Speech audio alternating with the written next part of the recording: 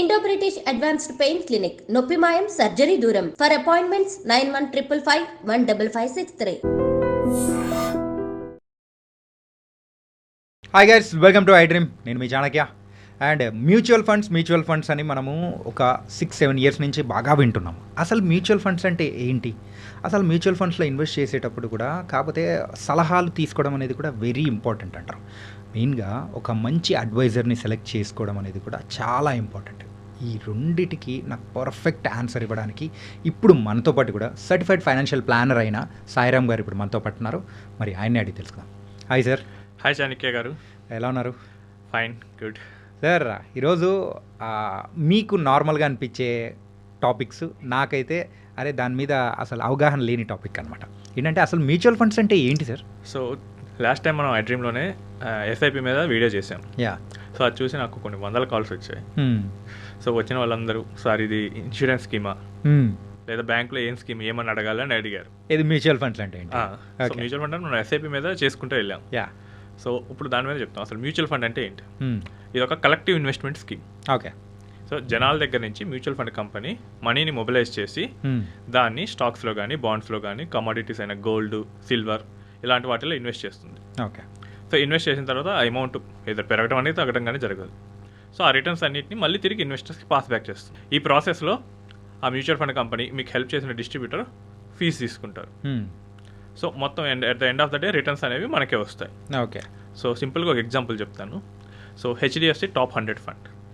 So ఇది కేవలం ఇండియాలో ఉన్న లిస్టెడ్ టాప్ 100 కంపెనీస్లోనే ఇన్వెస్ట్ చేస్తుంది. Okay.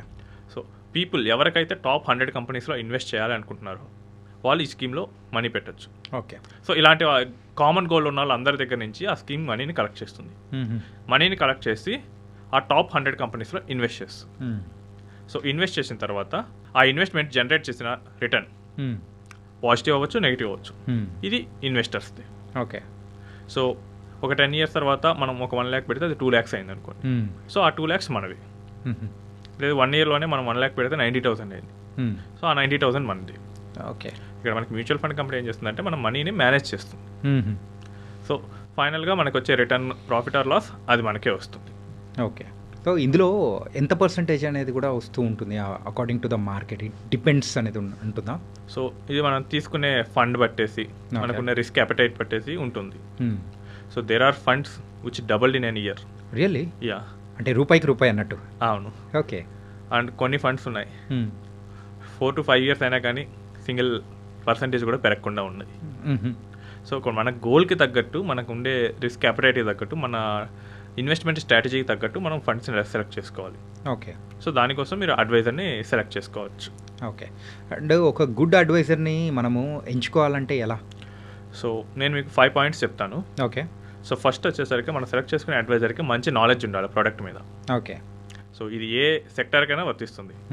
Can it be insurance, real estate or equities. So ఇంకోటి ఏంటంటే పార్ట్ టైం చేసే వాళ్ళని మోస్ట్లీ అవాయిడ్ చేయండి. ఓకే. ఎందుకంటే వాళ్ళకి మెయిన్ టాస్క్ వేరేది ఉంటుంది. వాళ్ళకి వేరే జాబ్ ఉండొచ్చు, అదర్ ఇన్కమ్ ఉండొచ్చు. ఇదేదో పార్ట్ టైం లాగా చేస్తుంటారు కాబట్టి మనకి సర్వీస్ కూడా అలానే రావచ్చు mostly. Okay. So part time వాళ్ళని అవాయిడ్ చేయండి. సెకండ్ వచ్చేసేసరికి బ్యాంక్స్. ఈ రోజుల్లో మనకి మ్యూచువల్ ఫండ్స్ చాలామంది బ్యాంక్స్ ద్వారా కొంటూ ఉన్నారు. అవును. సో బ్యాంక్స్ జస్ట్ ఒక ట్రాన్సాక్షన్ చేయడానికి మీకు ఒక ప్లాట్ఫామ్ ఇస్తాయి. జస్ట్ మీరు పేమెంట్ చేయడానికి ఒక ప్లాట్ఫామ్ ప్రొవైడ్ చేస్తాయి మ్యూచువల్ ఫండ్ కంపెనీస్కి. అంతకుమించి వాళ్ళు అక్కడ మీకు ఏం అడ్వైస్ ఇవ్వరు. ఓకే. సో సేఫ్ అనుకొని బ్యాంక్స్ దగ్గరికి వెళ్తారు. బట్ అక్కడ ఏంటంటే మనకు అడ్వైస్ అనేది మిస్ అవుతుంది. దానికన్నా మనతో కూర్చొని మనతో మాట్లాడి మన గోల్ ఏంటి, దాన్ని తగ్గట్టు ఎలా ప్లాన్ చేసి అడ్వైజర్ దగ్గరికి వెళ్ళండి. ఓకే. సో ఒక అడ్వైజర్స్గా ఇద్దరు బ్యాంక్ అయినా కానీ ఇండిపెండెంట్ అడ్వైజర్ అయినా కానీ ఇద్దరికి ఒకే లెవెల్ ఆఫ్ యాక్సెస్ ఉంటుంది. ఓకే. సో బ్యాంక్ కాబట్టి హెవీ యాక్సెస్ ఏమి ఇవ్వరు ఇన్వెస్ట్మెంట్ కంపెనీస్. సో ఇన్సూరెన్స్లో అయినా కానీ బ్యాంక్లో చాలామంది ఇన్సూరెన్స్ చేస్తారు తక్కువ వస్తుందని చెప్పి. రేపు క్లయింట్స్ అప్పుడు ఎవరు తీసుకుంటారు? బ్యాంక్ మేనేజర్ వచ్చేసి హాస్పిటల్లో తిరుగుతారా? లేదు. సో అదే మన సెలెక్ట్ చేసుకున్న మన పర్సనల్ అడ్వైజర్ అయితే మన కోసం తిరుగుతారు. సో మన కోసం వర్క్ చేసే అడ్వైజర్ని సెలెక్ట్ చేసుకోవాలి. ఓకే. సో బ్యాంక్స్ దగ్గరికి 99% అసలు వెళ్ళొద్దు. నెక్స్ట్ వచ్చేసేసరికి మనం ఏ ప్రోడక్ట్ తీసుకుంటున్నామో దానికన్నా కొంచెం హయ్యర్ లెవెల్ డీల్ చేసే అడ్వైజర్స్ దగ్గరికే వెళ్ళండి. ఓకే. సో ఫర్ ఎగ్జాంపుల్ మీరు ఇన్సూరెన్స్ కొనాలనుకుంటున్నారు. So who handled group insurances. మీరు మ్యూచువల్ ఫండ్స్ కొనాలనుకుంటున్నారు. So who handled PMS. మీరు రియల్ ఎస్టేట్ ఎలా అనుకున్నారు, చాలా కాంప్లెక్స్ అడ్వైజర్స్ కూడా, చాలా ఎక్కువ రియల్ ఎస్టేట్లో కూడా అడ్వైజ్ చేసిన అడ్వైజర్స్ దగ్గరికి వెళ్ళండి. సో వాళ్ళకి ఏంటంటే చాలా కాంప్లెక్స్ వాటిని కూడా హ్యాండిల్ చేసి ఉంటారు కాబట్టి మనకి సింపుల్ కేసెస్ని చాలా ఈజీగా చేసేస్తారు. ఓకే. నెక్స్ట్ వచ్చేసరికి మనకి రెస్పాండ్ అవ్వని అడ్వైజర్. మనం ఆల్రెడీ మేబీ ఒక అడ్వైజర్ దగ్గరికి వెళ్ళి ఉంటాం. ఇఫ్ దట్ అడ్వైజర్ అనేది మనకు రెస్పాండ్ అవ్వకపోతే వాళ్ళు ఎంత పెద్దవాళ్ళైనా కానీ మనం ఎగ్జిట్ అవ్వడమే బెటర్. ఓకే. సో వాళ్ళు ఏంటంటే వాళ్ళ బిజీలో వాళ్ళు ఉంటారు, వాళ్ళకి ఇంపార్టెంట్ క్లయింట్స్ ఉండొచ్చు. మీకంటూ ఒక ఓన్ జర్నీ ఉంటుంది, ఈ జర్నీని అడ్వైజర్ తీసుకెళ్ళలేకపోవచ్చు. ఓకే. సో అలాంటప్పుడు మొహమాటం లేకుండా అడ్వైజర్ నుంచి వెళ్ళిపోయి మీకోసం వర్క్ చేసి ఒక నార్మల్ అడ్వైజర్ అయినా కానీ టాప్ కాకపోయినా కానీ అక్కడికి వెళ్ళటం బెటర్. ఓకే. ఎందుకంటే మనతో హ్యాండ్ హోల్డింగ్ ఇక్కడ వర్క్ చేయాల్సి వస్తుంది. సో నాకు ఇది చెప్తాను, ఒక లాస్ట్ 2 weeks బ్యాక్ ఒక స్కూల్ హెడ్ మాస్టర్ కాల్ చేశారు. సో ఇలానే మ్యూచువల్ ఫండ్స్ గురించి చూసి ఆయన రిటైర్మెంట్ కోసం అని చెప్పేసి ఇన్వెస్ట్ చేయడానికి వెళ్ళారు. Okay. So he found one of the top advisors in Telangana. So వెళ్ళారు, అంతా బాగానే ఉంది. So they both talked and ఒక ఎస్ఐపి ఒక 50,000 చేయాలని డిసైడ్ అయ్యారు. ఓకే. సో ఇక అంతే, ఇక అక్కడి నుంచి అడ్వైజర్ రెస్పాండ్ అవ్వట్లేదు. ఈయనకు ఒక కేవైసీ ప్రాబ్లం వచ్చింది. ఓకే. అడ్వైజర్ రెస్పాండ్ అవ్వలేదు, వాళ్ళ టీం చుట్టూ తిరిగారు. తర్వాత ప్రతి దానికి కాల్ చేసినా కానీ అడ్వైజర్ రెస్పాండ్ అవ్వట్లేదు. సో ఇప్పుడే రెస్పాండ్ అవ్వకపోతే రేపు జర్నీ అనేది కొంచెం కాంప్లెక్స్గా ఉంటుంది. సో అలాంటప్పుడు మనకి ఎవరు హ్యాండ్ హోల్డింగ్ చేస్తారు? రైట్. సో మన కోసం రెస్పాండ్ అయ్యే చిన్న అడ్వైజర్ అయినా పర్వాలేదు.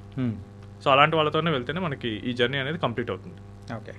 అంటే యూజువల్గా మన ఫోన్లో రీఛార్జ్ ఏదైనా ప్రాబ్లం వచ్చిందంటేనే మనము కాల్ చేసి వాళ్ళని వీళ్ళని అని చెప్పేసి కస్టమర్ కేర్ వాళ్ళని అట్లా అడుగుతూ ఉంటాం. అలాంటిది ఇక్కడ మనము ఒక పెద్ద ఇన్వెస్ట్మెంట్ చేసేటప్పుడు రెస్పాన్స్ అనేది ఇవ్వకపోతే అది చాలా వరీగా అనిపిస్తుంది. అదే యాక్చువల్లీ మార్కెట్ ఫాలో అయింది, ఆల్మోస్ట్ ఒక 10 lakhs ఆయన దగ్గర ఉన్నాయి. ఆయన 10 lakhs వాలటిలిటీగా మూవ్ అవుతుంది. ఆ 10 lakhs నుంచి 9 lakhs అయింది. ఓకే. భయపడ్డారు, అడ్వైజర్కి కాల్ చేస్తున్నారు, అడ్వైజర్ రెస్పాండ్ అవ్వట్లేదు. అవును. సో ఏం చేయాలి అప్పుడు?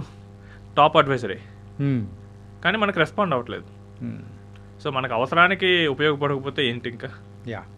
సో మళ్ళీ మీరు మనీ పెట్టేసి మీ మనీకి వరీ అవ్వాల్సిన అవసరం అయితే లేదు. ఓకే. సో మీకు రెస్పాండ్ అయ్యే చిన్న అడ్వైజర్ అయినా పర్వాలేదు. ఓకే. సో వాళ్ళని సెలెక్ట్ చేసుకోండి. యాన్యువల్ రివ్యూ చేయని అడ్వైజర్ దగ్గరికి అస్సలు వెళ్ళకూడదు. ఓకే. ఓకే. సో వీళ్ళు ఏం చేస్తారంటే కొన్ని సెట్ ఆఫ్ స్కీమ్స్ సెలెక్ట్ చేసుకుంటారు, ఇంకా అదే ఇచ్చేస్తారు. సో మన జర్నీలో ఏమవుతుంది, సో మనకి ఒక 50,000 శాలరీతో మనం మొదలు పెట్టాం. సో అదే శాలరీతో మనం ఏమీ ఉండం కదా, లేదు. సో మనకి ఇన్కమ్ పెరుగుతుంది కదా. సో దానికి తగ్గట్టు మన ప్లాన్స్ కూడా, గోల్స్ కూడా చేంజ్ అవుతాయి కదా. రైట్. సో నేను ఒక ఇల్లు కొనుక్కోవాలనుకుంటాను, నాకు కార్ పెద్దది తీసుకోవాలనుకుంటున్నాను, లేదా నాకు పెద్ద ఇంటర్నేషనల్ ట్రిప్ వేయాలనుకుంటాను. సో నా గోల్స్ అనేవి నాకు పెరుగుతాయి, దీన్ని తగ్గట్టు మన ఇన్వెస్ట్మెంట్ స్ట్రాటజీ కూడా చేంజ్ అవుతుంది. సో ఇవన్నీ మనం రివ్యూలో చూసుకుంటూ ఉండాలి. ఓకే. ఒకవేళ మీ అడ్వైజర్ కనుక రివ్యూవే చేయకపోతే so better go and find another advisor. ఈ రివ్యూస్ ఇవన్నీ చేసే వాళ్ళ దగ్గరికి వెళ్ళండి.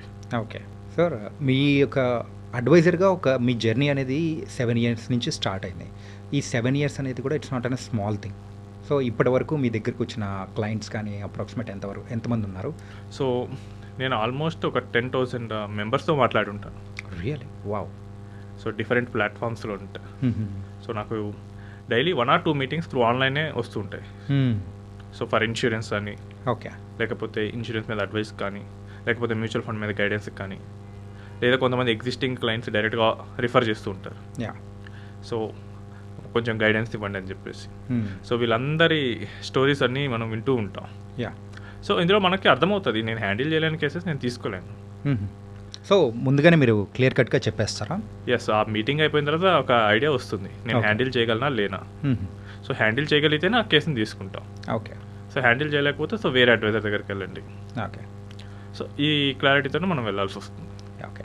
ఇంత మంచి మంచి సలహాలు ఇస్తున్న సాయిరామ్ గారిని మీరైతే ఒక పర్సనల్ ఫైనాన్షియల్ అడ్వైజర్గా కూడా మీరైతే తీసుకోవాలి అనుకున్నారంటే కింద స్క్రోల్ అవుతున్న నెంబర్ని కూడా అయితే డయల్ చేసి సో ఆయన సలహాలు, సో మరి ఆయన అడ్వైజర్గా కూడా తీసుకోండి.